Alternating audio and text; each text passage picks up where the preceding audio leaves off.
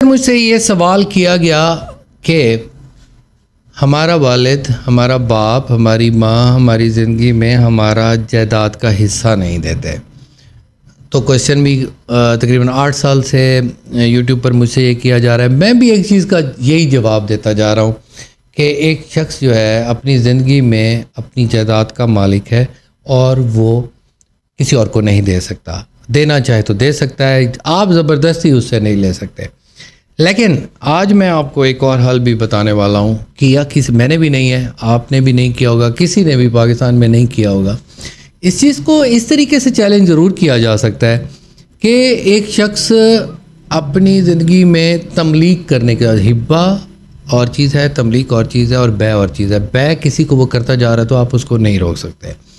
हाँ, आपने बाहर से ओवरसीज़ बैठकर अपनी कोई ज़मीन ख़रीदी और वालिदैन को दी, उसके नाम चढ़ाई और आगे वो उन्होंने बेच दिया तो उसको भी आप चैलेंज कर सकते हैं।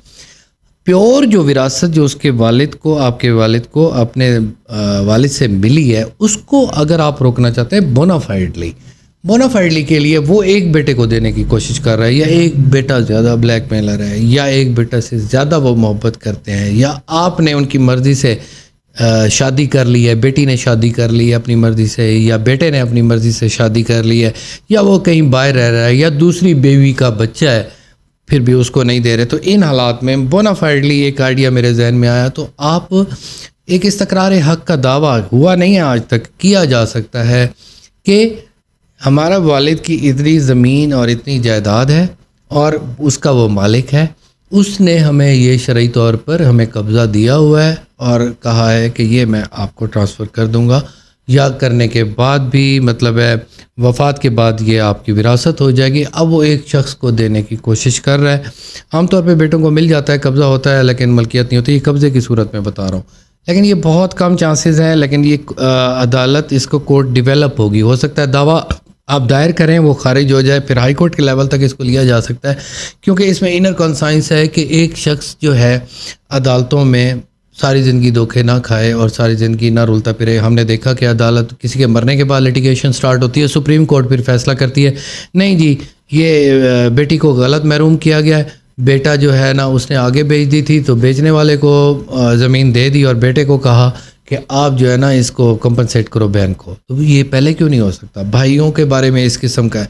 तो इसको लॉ को डेवलप करना पड़ेगा कि इस्तक़रार हक़ का दावा किया जाए कि हमारा बाप जो है वो एक शेयर एक बेटे को या एक बेटी को देना चाहता है, वो ना करे, वो सबको बराबर तकसीम करे। This is new version of law according to my view, and I want to represent before you people कि इस तरीके से दावा किया जा सकता है। हो सकता है खारिज हो जाए, मुझे बाद में इल्ज़ाम ना लगाइएगा, लेकिन आप लोगों ने मुझे 8 सालों से ये सवाल किया। मैं सोचता रहा कि यार कहीं पर भी तो किसी का कोई हक़ मजरू हो सकता है, जैसे दूसरी बीवी होती है, या एक बीवी को तलाक दे दी है, उसके बच्चे जो हैं वो उनका हक़ तो है, वो एक बेटी को दूसरी बीवी के बच्चों सारों को दे देता है। इसी तरह कुछ और यतीम हो जाते हैं, उनको हिस्सा नहीं मिलता, या इस किस्म के और लिटिगेशन होती है, या किसी से ज़्यादा प्यार कर लिया जाता है। एक दफ़ा एक बच्ची ने कहा कि मैंने अपनी पसंद से शादी कर ली थी तो मुझे हिस्सा नहीं दिया गया। तो इस किस्म के हैं, पसंद की शादी करना वो भी एक गलत काम है। अगर कर भी लिया है तो अच्छा भी हो गया, आप अच्छा समझ लें, लेकिन उसको उस नुत्फ़े से इनकार तो नहीं किया जा सकता, सारी जायदाद से महरूम नहीं किया जा सकता। तो वो आँख वाली बात नहीं है। तो इस तरीके से अगर आप करना चाहें तो हो सकता है, और इसको मैं भी कोशिश करूँगा, इस किस्म का कोई केस है तो मैं उसको स्टार्ट करूँगा। ये वफाकी शरई कौंसल में भी एप्लीकेशन दी जा सकती है कि इस पर लॉ डेवलप किया जाए कि इस बारे में वो गलत किस्म की इनहेरिटेंस अपनी ज़िंदगी में ना करे। इनहेरिटेंस मरने के बाद होती है, उससे पहले आप अपनी जो जायदाद को अगर तकसीम करें तो उसे तमलीक कहा जा सकता है। Thank you very much. Allah आपका